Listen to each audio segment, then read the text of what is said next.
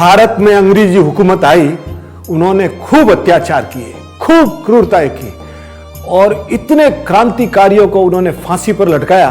आज मैं अगर आपसे पूछना चाहूं कि साहब पूरे गुलाम भारत में सबसे पहले फांसी किसकी हुई थी, तो आपके मुंह से निकलेगा भगत सिंह, राजगुरु, सुखदेव। पर मैं आपकी जानकारी के लिए बताऊं, सबसे पहले फांसी है ना लाला हुक्मचंद जैन की हुई थी। वो हिसार के रहने वाले थे, हरियाणा के। 1857 आजादी का बिगुल बजता है। 10 मई को तात्या तोपे, रानी लक्ष्मीबाई, बहादुर शाह जफर लड़ाई के लिए तैयार होते, पर बहादुर शाह जफर के पास रसद के लिए पैसा नहीं होता है। तब लाला हुक्मचंद जैन ने अपनी 3000 एकड़ जमीन उनको दी और बहादुर शाह जफर ने उनका एहसान माना कि इतना बड़ा काम आपने हमारा कर दिया।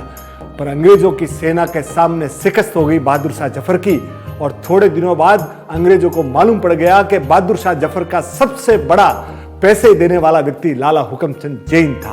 तो उन्होंने लाला हुक्मचंद जैन को हरियाणा में गिरफ्तार कर लिया और सरेआम फांसी पर लटकाया। और वो गुलाम भारत की सबसे पहली फांसी थी लाला हुक्मचंद जैन।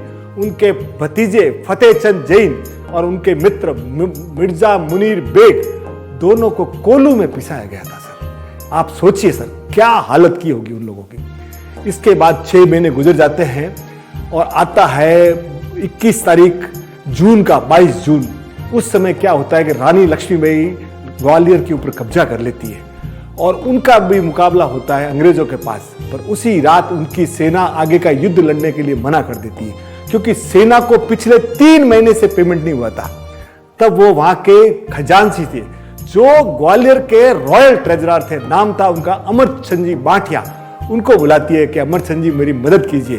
तब अमरचंद जी बाठिया ने अपनी स्व की पूंजी और उसके बाद ग्वालियर स्टेट की पूरी पूंजी जो खजाना था वो दिया। और उस जमाने में कितना, रानी लक्ष्मीबाई की सेना को 5 महीने की पगार अमरचंद जी बाठिया ने चुकवाई।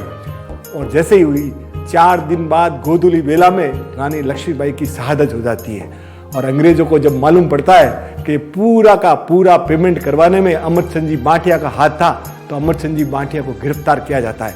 उनकी एज उस समय 65 थी और मूलतः वो बीकानेर के थे। तो उनको बोला गया कि अगर आप माफी मांग लेंगे तो हम आपको माफ कर देंगे। पर उन्होंने बोला मैं राष्ट्र के धर्म के लिए मैं माफी नहीं मांगूंगा।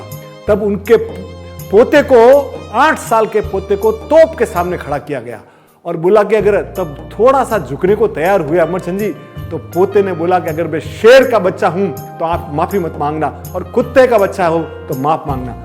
तब उन्होंने, अमरचंद जी बाठिया ने बोला जो होना है वो होगा और उस बच्चे के छींतड़े उड़ा दिए गए। और उसके बाद अमरचंद जी बाठिया को वहां पे सरेआम ग्वालियर सराफा बाजार में नीम के पेड़ के ऊपर लटकाया गया।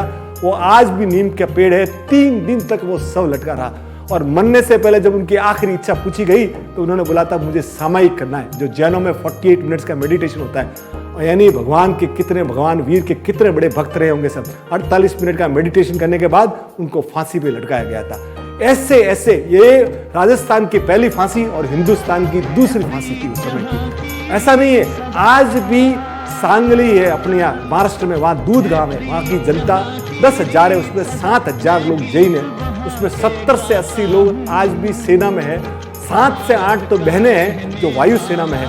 आज भी जो कैप्टन अमृता कोले है ना, वो वायु सेना है। तो साहब हमने जब जब भी मौका मिला है ना जैनों ने, तो अपने कलम से इतिहास लिखा है और तलवार की नोक पर इस देश का इतिहास लिखा है। तो हम महावीर की संतान है, हम रॉयल ब्लड है।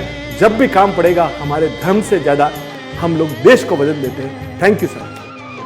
जिसे मान चुकी सारी दुनिया हो, जिसे मान चुकी सारी दुनिया, मैं बात वही दोहराता हूँ। भारत का रहने वाला हूँ, भारत की बात सुनाता